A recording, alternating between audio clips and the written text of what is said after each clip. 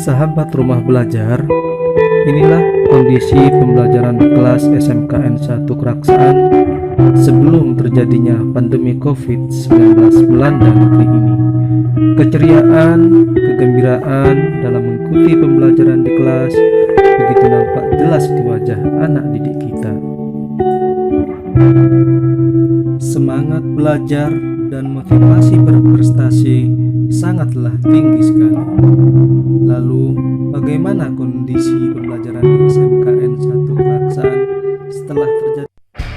Di masa pandemi saat sekarang ini, mari menjadi guru inspiratif Indonesia bersama Kuiper dan Ruki Sasra.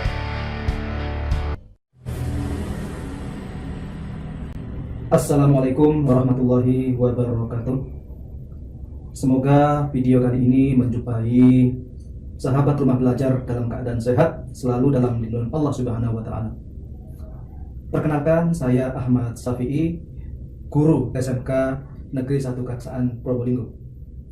Dalam kesempatan kali ini, saya akan sedikit berbagi terkait pembelajaran pada saat pandemi COVID-19.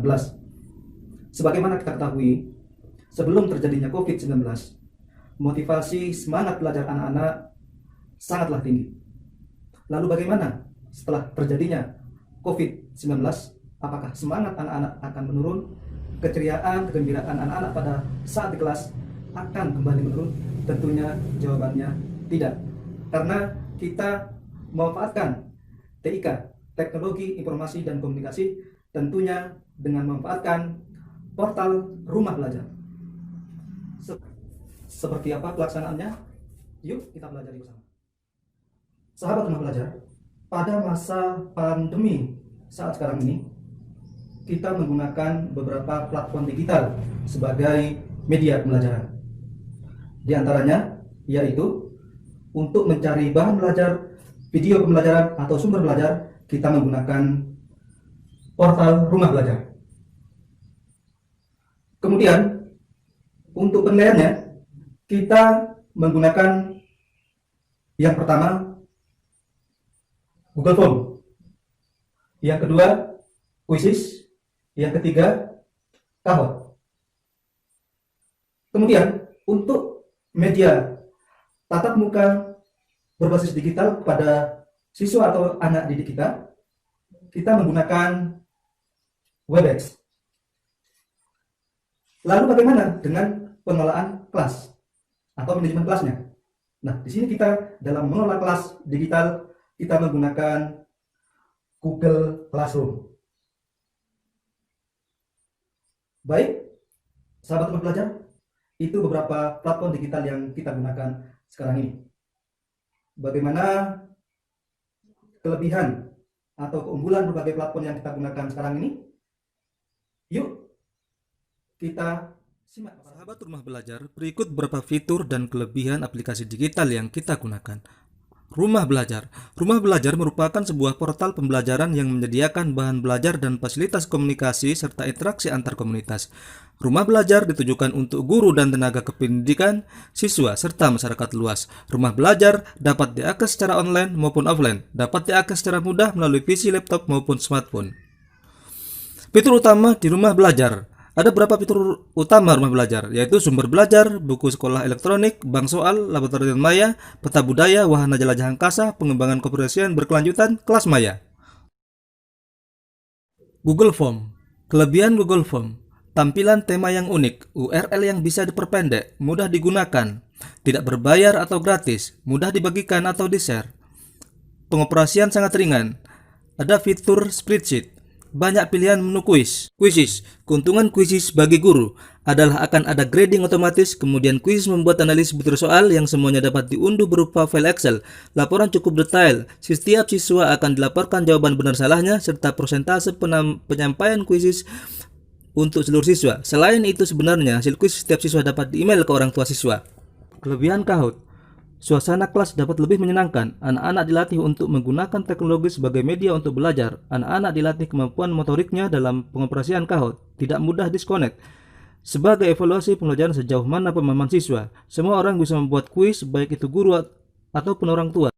Webex. Kelebihan Webex, untuk versi gratisnya saja, kita dapat melakukan meeting hingga 100 peserta tanpa batas waktu. Google Classroom, keunggulan Google Classroom, proses setting pembuatan kelas yang cepat dan nyaman, hemat dan efisiensi waktu, mampu meningkatkan kerjasama dan komunikasi, penyimpanan data yang terpusat, berbagi sumber daya yang efisien, praktis dan cepat. Sahabat rumah belajar, itu tadi terkait paparan mengenai kelebihan media yang kita gunakan. Lalu bagaimana dengan model pembelajaran yang dipilih?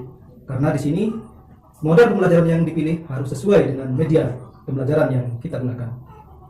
Baik, di sini kita menggunakan model pembelajaran discovery learning dengan pendekatan scientific learning. Lalu bagaimana sintak atau langkah-langkah pembelajaran dengan model discovery learning menggunakan pendekatan scientific learning? Berikut sintaknya.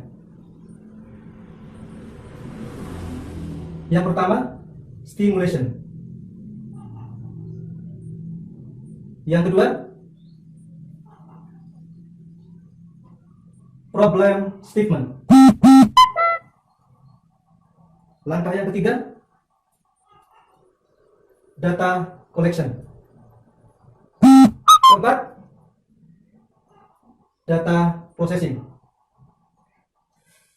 Langkah yang kelima, verification. Dan langkah yang keenam adalah generalization.